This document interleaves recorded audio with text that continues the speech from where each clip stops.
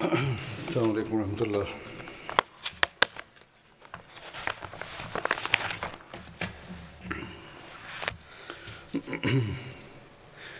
أشهد أن لا إله إلا الله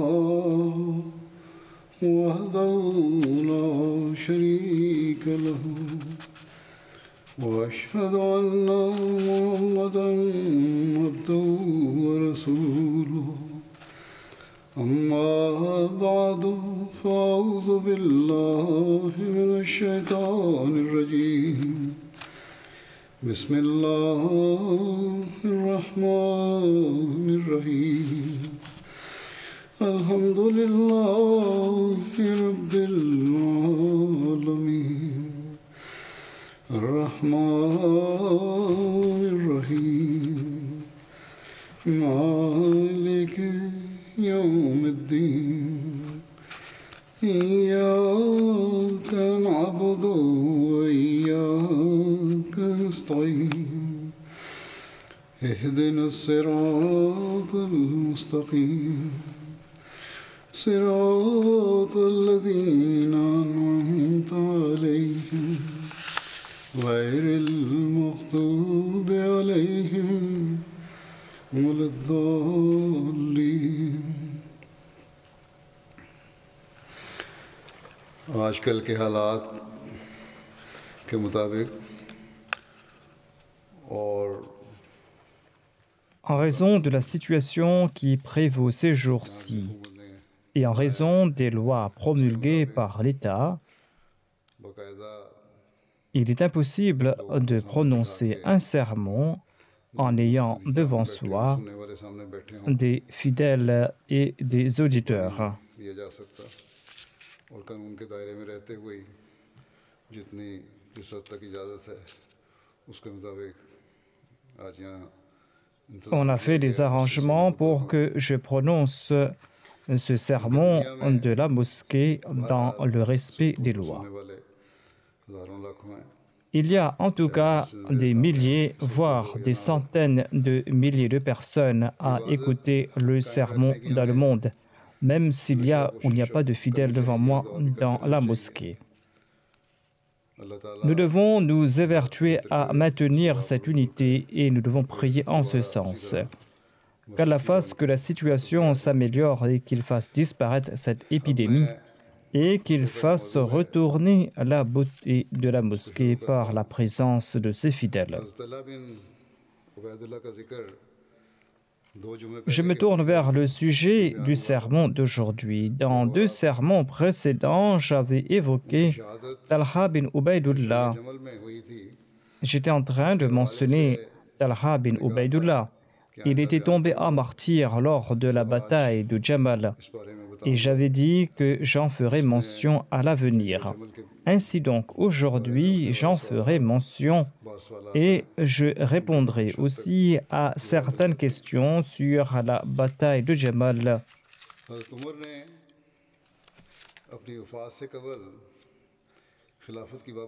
Avant son décès, le calife Omar avait mis en place un comité sur le califat. Un récit du Sahih al-Bukhari présente des explications à ce propos.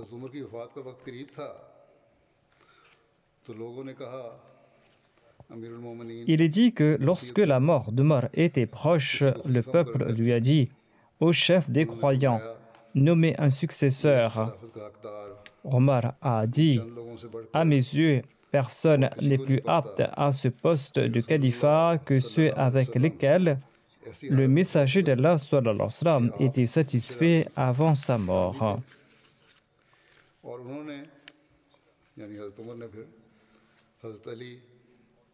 Puis le calife Omar a mentionné les noms de Ali, d'Uthman, de Zubair, Talha, Saad et Abdurrahman bin Auf.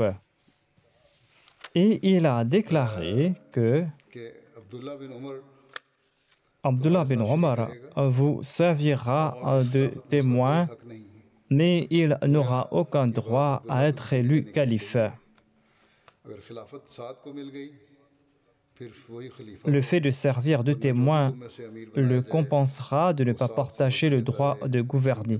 Si Saad est élu calife, tout ira bien, sinon celui qui est élu parmi vous devra demander son aide, car je n'ai pas écarté en raison de quelque handicap ou en raison de quelque malhonnêteté de sa part. Le calife Omar a ajouté: je recommande à mon successeur de prendre soin des premiers émigrants et de reconnaître leurs droits et de protéger leur honneur et de protéger aussi leurs choses sacrées.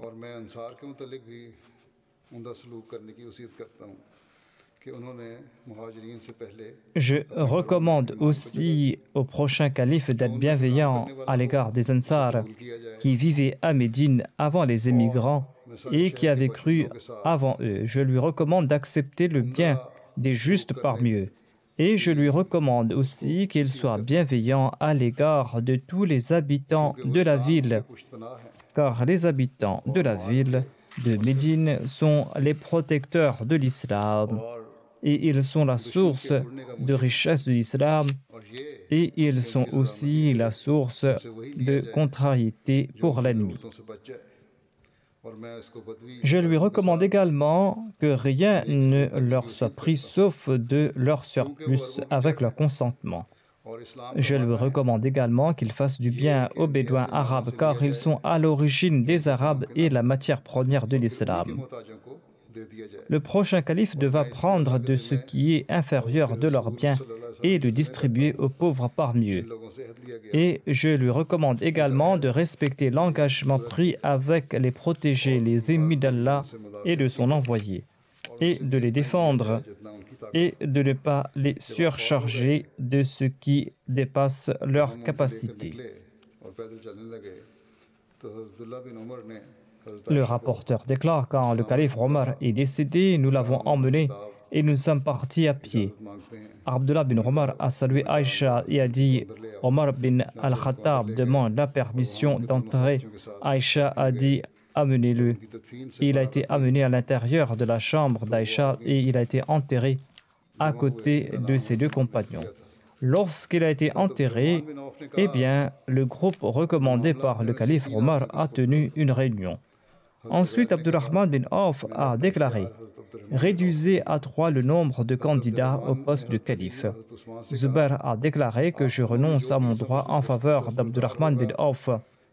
Abdurrahman a ensuite dit à Othman et Ali: lequel d'entre vous est prêt à renoncer à son droit de candidature pour qu'il puisse choisir le meilleur d'entre vous, en gardant à l'esprit qu'Allah et l'islam seront ses témoins. Ces deux grandes personnalités, c'est-à-dire Othman et Ali, ont gardé le silence suite à cette déclaration. Abdurrahman a déclaré: souhaitez-vous me confier l'affaire? Je prends Allah comme témoin que je ne choisirai que le meilleur d'entre vous. Tous deux ont répondu à l'affirmatif. Ensuite, Abdurrahman a pris la main d'Ali et a déclaré: vous êtes apparenté au saint prophète Mohammed lui, et vous êtes l'un des tout premiers musulmans, comme vous le savez très bien. Je vous demande donc par Allah de promettre que si je vous sélectionne comme calife, vous dirigerez en toute équité. Et si je choisis Othman comme calife, vous l'écouterez et vous lui obéirez. Puis il prit Othman en aparté et lui dit la même chose. Quand Abdurrahman a obtenu leur promesse, il a dit: Othman, levez la main, et il lui prêta allégeance. Et puis Ali lui a prêté le serment d'allégeance ainsi que les membres de la famille du saint prophète Mohammed. Ceci est un hadith tiré du recueil de Bukhari. Hazrat Muslim Maud explique ceci à propos de l'élection d'Othman comme calife. Il déclare: ayant été blessé et sentant qu'il vivait ces derniers moments, le calife Omar nomma 6 personnes d'entre lesquelles le prochain calife sera élu.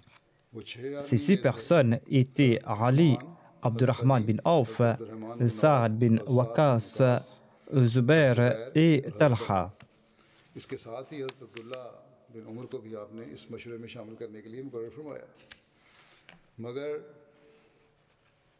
Le calife Omar avait aussi nommé Abdullah bin Omar comme membre de ce conseil, mais Abdullah bin Omar n'aura pas le droit d'être candidat à l'élection de calife.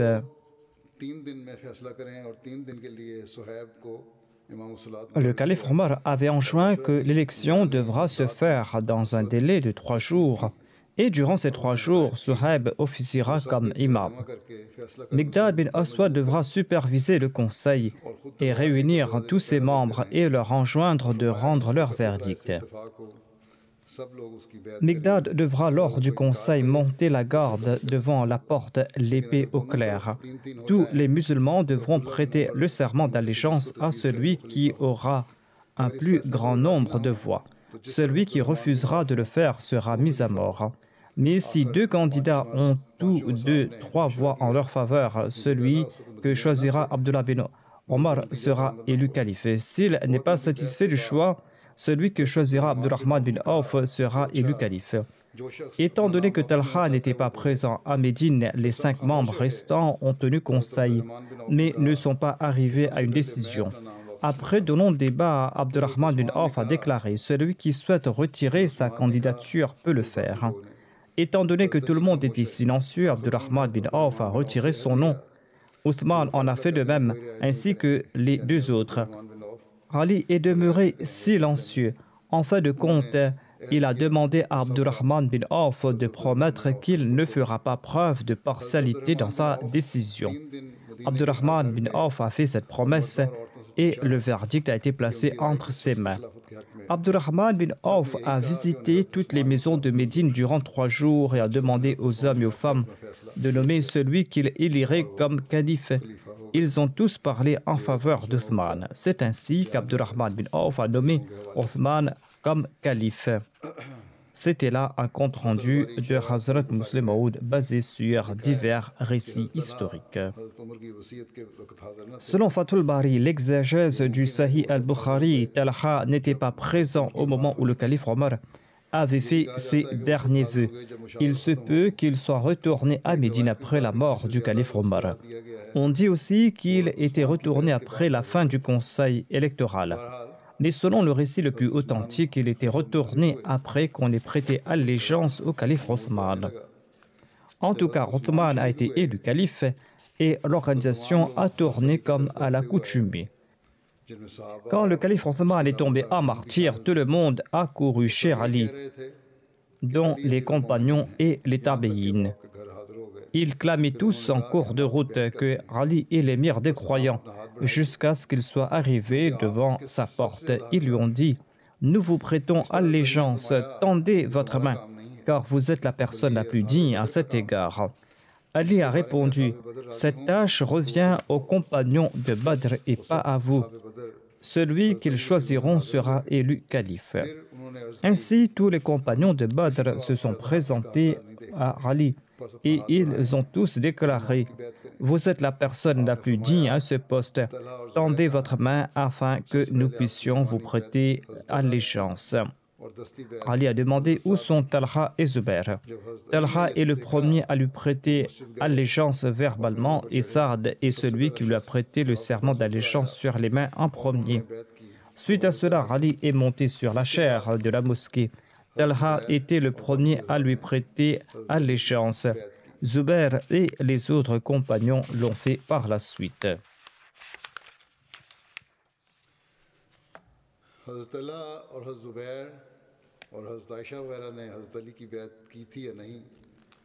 On demande aussi si Talha, Zubair et Aïcha avaient prêté allégeance ou non à Ali. Hazrat Muslim Maud en a fait mention dans un de ses discours en répondant à certaines objections de Khaja Kamaluddin.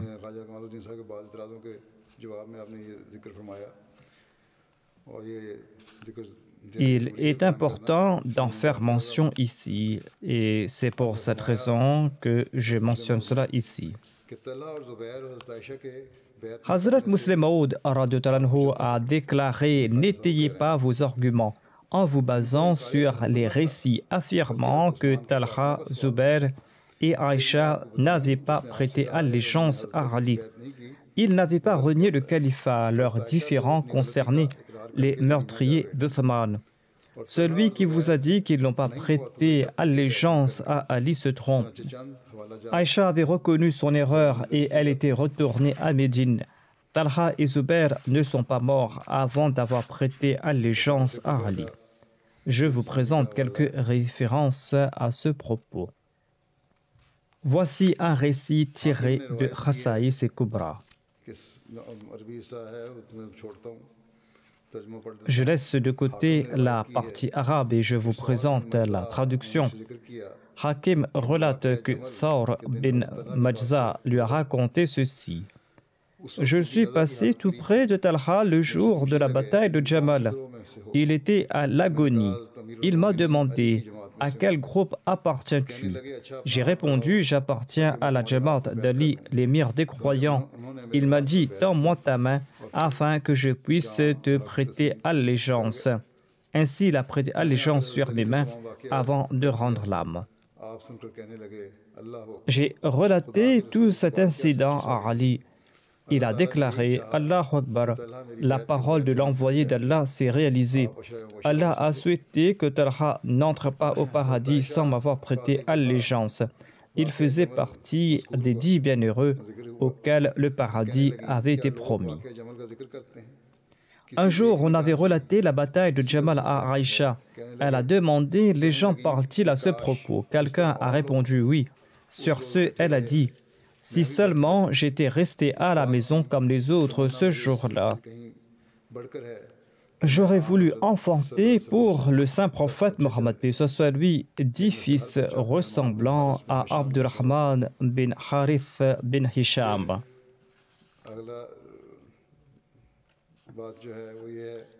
Talha et Zubair faisaient partie de ces 10 bienheureux auquel le saint prophète Mohammed lui avait donné la bonne nouvelle du paradis. La parole du saint prophète Mohammed lui s'accomplira certainement. D'ailleurs, ils avaient mis fin à leur soulèvement et ils s'étaient repentis. Ceci est un récit présenté par le Muslim Maud. Hazrat Muslim Maud évoque ici-bas le martyre d'Othman, le serment d'allégeance aux mains d'Ali et la bataille de Jamal. Il déclare: le groupe d'assassins s'était éparpillé et ils accusaient les autres afin de s'absoudre. Quand ils ont su que les musulmans avaient prêté allégeance à Ali, ils ont trouvé là une occasion propice pour le faire porter le chapeau. Et c'est d'ailleurs vrai que certains des assassins d'Othman s'étaient réunis autour d'Ali. Ceci a offert une occasion en or à ces rebelles et ces hypocrites. Certains d'entre eux sont partis pour la Mecque et ont poussé Aïcha à annoncer le djihad afin de venger Othman. Aïcha a fait cette annonce et elle a demandé l'aide des compagnons. Talha et Zubair avaient prêté allégeance à Ali sur la condition qu'il se vengera dans les plus brefs délais contre les assassins d'Othman. Or, Ali ne jugeait pas opportun d'agir avec empressement.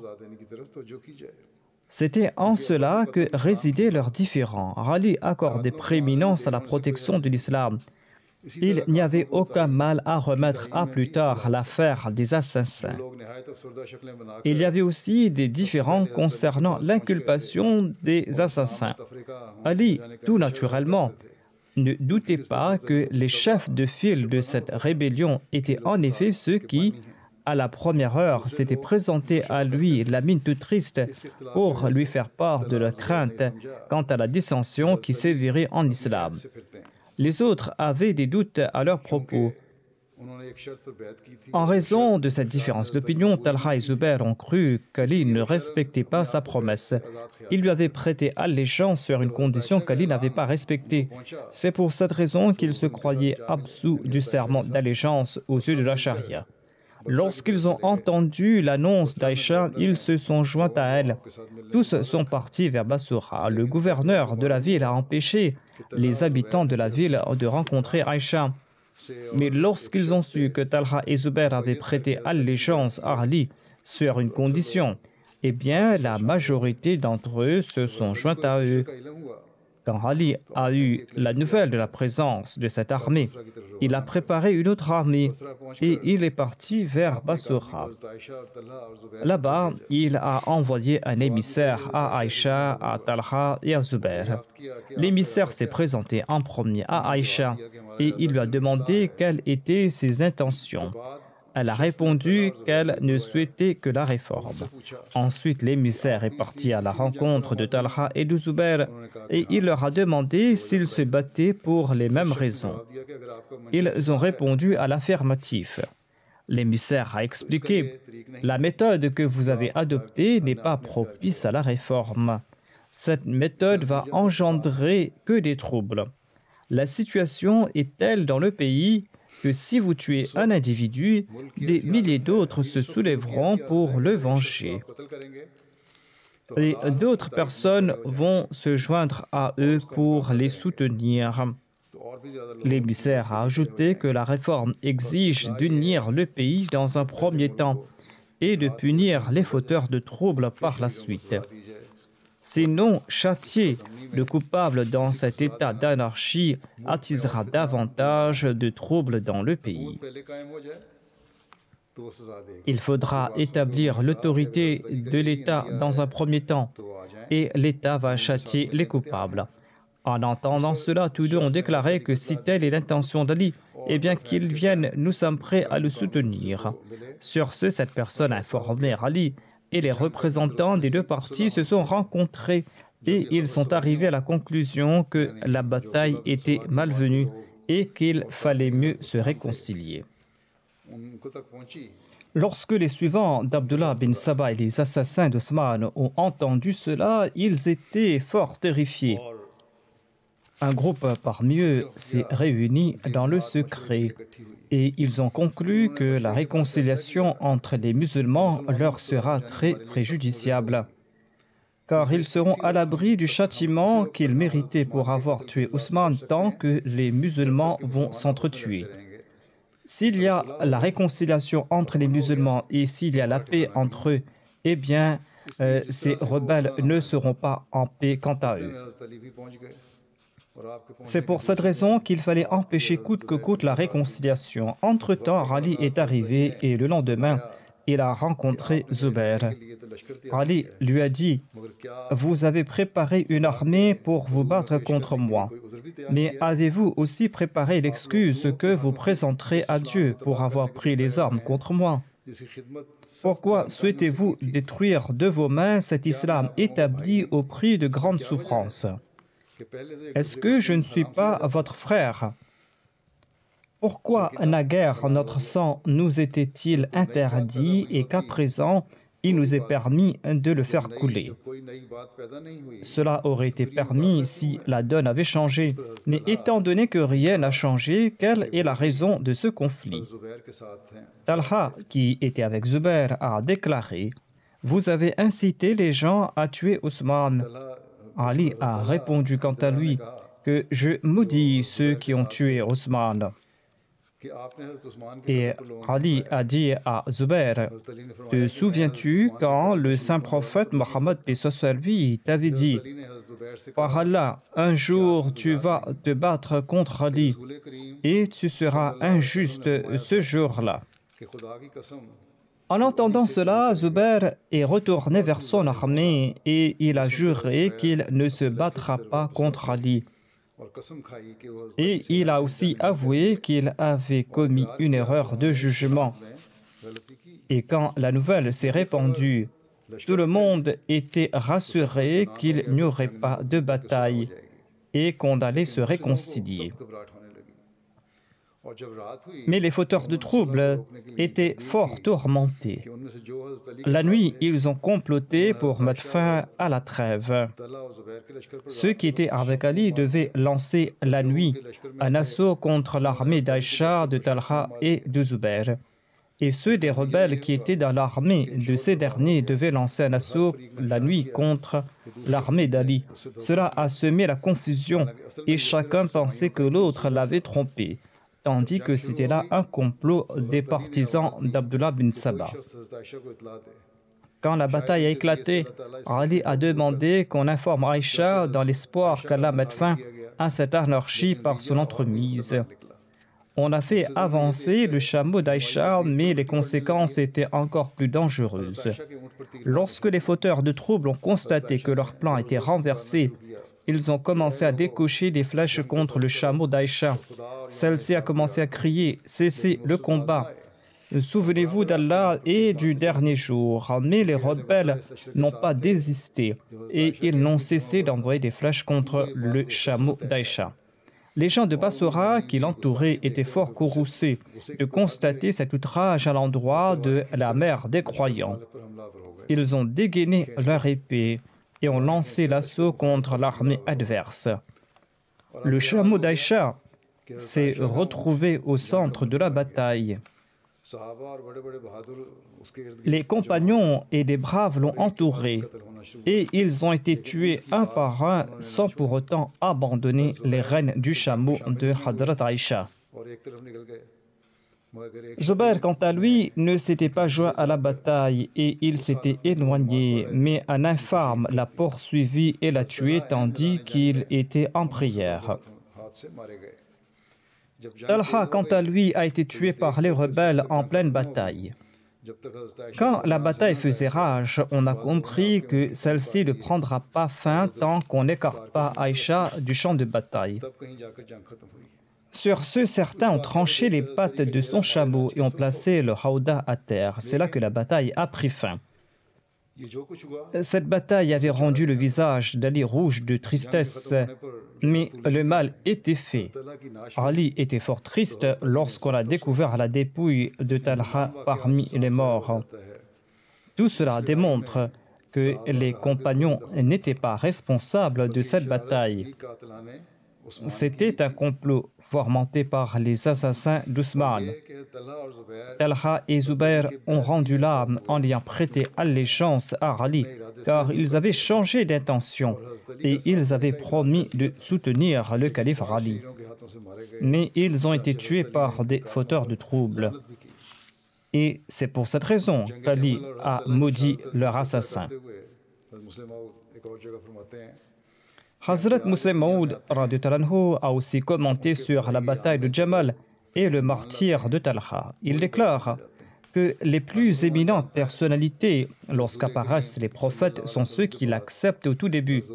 Tout musulman sait qu'après le saint prophète Mohammed, les plus éminents parmi les musulmans sont Abu Bakr, Omar, Osman, Ali, Talha, Zubair, Abdurrahman bin Auf, Saad et Saïd. Ils n'étaient pas les plus éminents parce qu'ils étaient les plus aisés, mais parce qu'ils avaient enduré plus de souffrances pour la cause de la religion.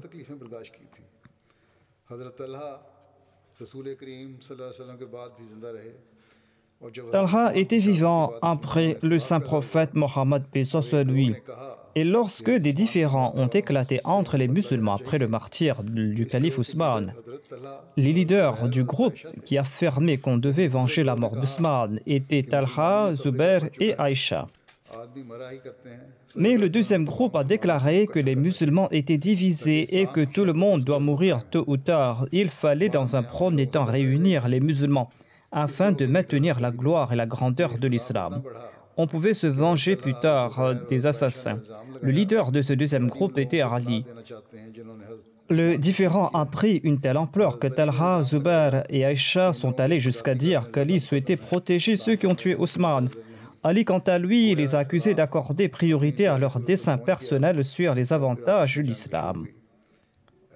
Ces différends avaient atteint leur paroxysme et la bataille a débuté entre eux.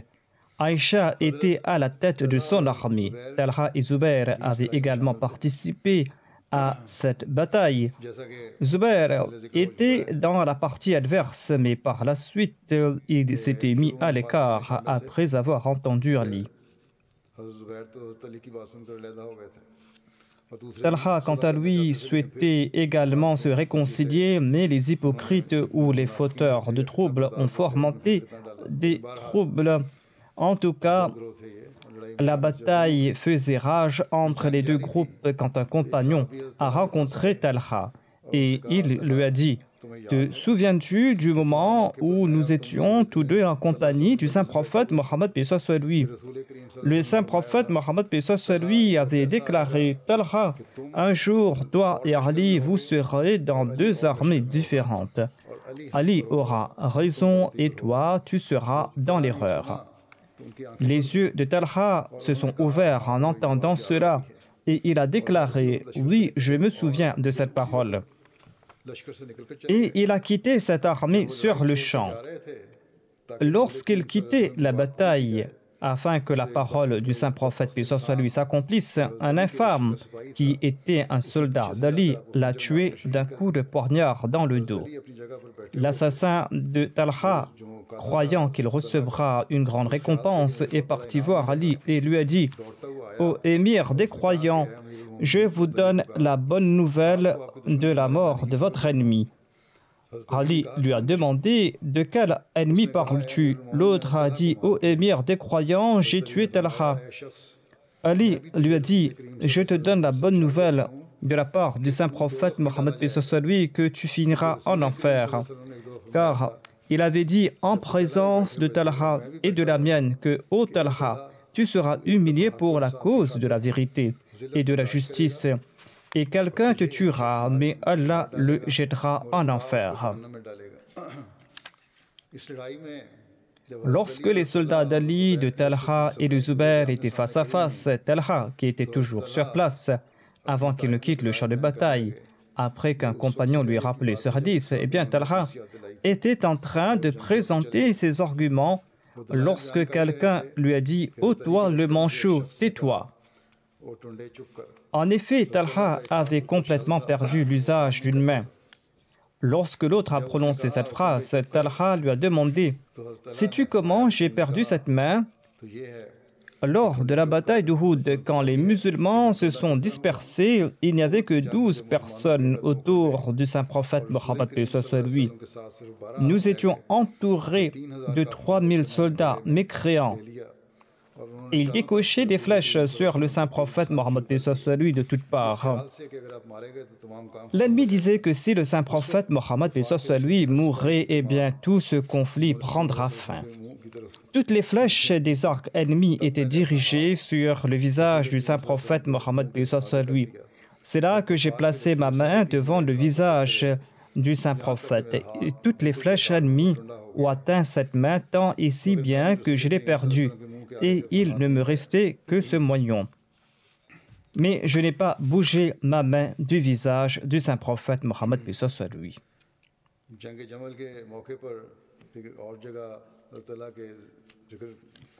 Hazrat Musleh Maud a évoqué la bataille de Jamal en disant: une personne s'exclama que le manchot est mort.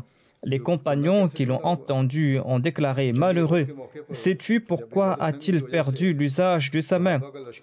Au cours de la bataille d'Uhud, lorsqu'en raison d'un malentendu, les troupes des compagnons fuyaient le champ de bataille, les mécréants ont appris que le saint prophète paix soit lui était seul avec quelques compagnons. Dès lors, un groupe de près de 3000 soldats les ont encerclés et des centaines d'archers ont brandi leur arc et ont visé le visage béni du saint prophète paix soit lui, afin de le déchiqueter par une pluie de flèches. À ce moment, la personne qui s'était présentée pour protéger le visage béni du saint prophète paix soit lui était Talha. Il a placé sa main devant le visage du saint prophète paix soit lui, et chaque flèche qui était tirée atteignait sa main au lieu d'atteindre le visage du saint prophète Mohammed paix soit lui. Ainsi, les flèches l'atteignaient et il a perdu sa main en raison du grand nombre de blessures. il a perdu complètement l'usage de sa main. Donc celui que tu appelles par mépris le manchot, eh bien sache que son handicap est une bénédiction que nous jalousons tous.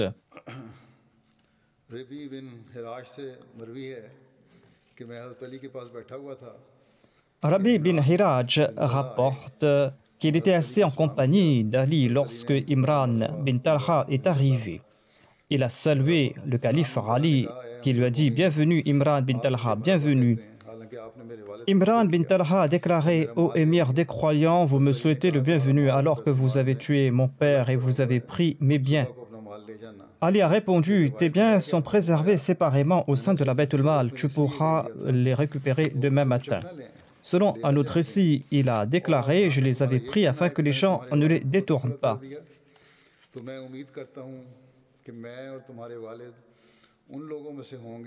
Pour ce qui est de l'assassinat de ton père, j'espère que moi et ton père, nous ferons partie des personnes au sujet desquelles Allah a déclaré que وَنَزَعْنَا مَا فِي صُدُورِهِمْ مِنْ غِلٍّ إِخْوَانًا عَلَى سُرُرٍ مُتَقَابِلِينَ.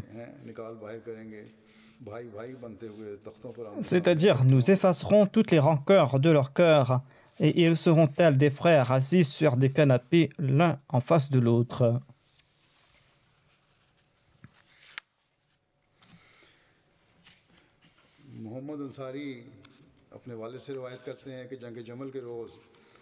Mohammed Ansari rapporte de son père que lors de la bataille de Jamal, un homme est venu voir Ali et lui a dit « Permettez à l'assassin de Talha d'entrer ». Le rapporteur a déclaré qu'il a entendu Ali dire « Annonce à l'assassin qu'il mérite l'enfer ».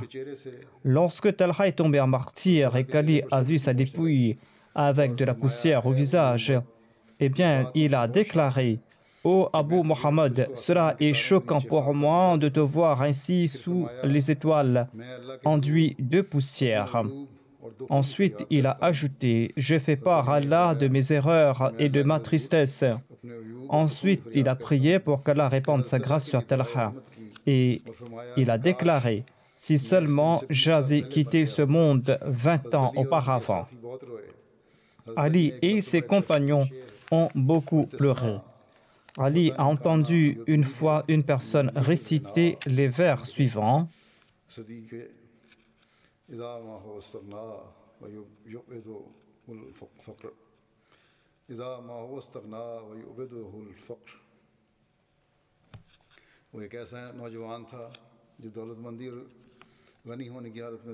Des vers dans lesquels il était dit « Il était tel un jeune homme qui s'entourait de ses amis lorsqu'il était riche, et lorsqu'il était dans le besoin, il s'éloignait d'eux. » Ali a déclaré « Ces vers s'appliquent à Abu Muhammad Talha bin Ubaydullah. » Qu'Allah répande sa grâce sur lui. Ici se terminent les récits sur Talha. Je vais présenter un écrit du Messie promet l'Islam par rapport à la situation actuelle. Il avait dit ceci à Mufti Mohammed Sadiq Saheb. « Gardez vos maisons illuminées et maintenez vos maisons très propres. » Il s'agit de l'époque où la peste se propageait. Il a déclaré « Il faut veiller également à la propreté des vêtements. » Le Messie promet l'Islam a ajouté « Ces temps-ci, les journées sont difficiles et l'air est toxique. » Et le fait de veiller à la propreté fait partie de la sunna. Dans le Saint-Coran, il est dit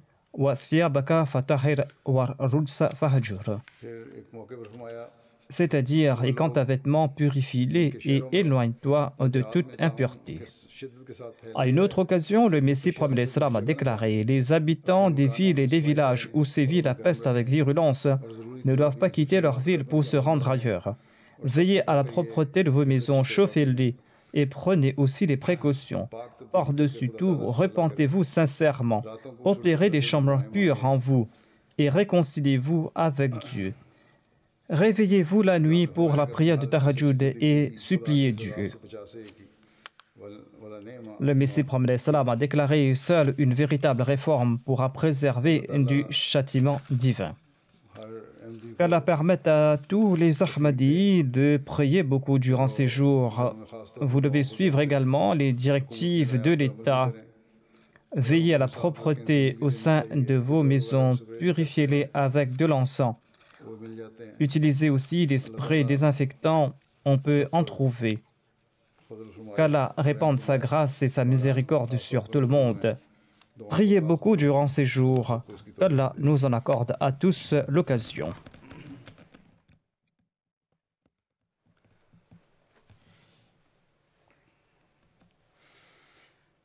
Alhamdulillah, nahmaduhu wa nasta'inuhu wa nastaghfiruh wa nu'minu bihi wa natawakkalu alayhi wa na'udhu billahi min shururi anfusina wa min sayyiati a'malina. Man yahdihillahu fala mudilla lahu ومن يضلل فلا هادي له ونشهد أن لا إله إلا الله ونشهد أن محمدا عبده ورسوله عباد الله رحمكم الله إن الله يأمر بالعدل والإحسان وإيتاء ذي القربى وينهى عن الفحشاء والمنكر والبغي يعظكم لعلكم تذكرون اذكروا الله يذكركم وادعوه يستجب لكم ولذكر الله أكبر.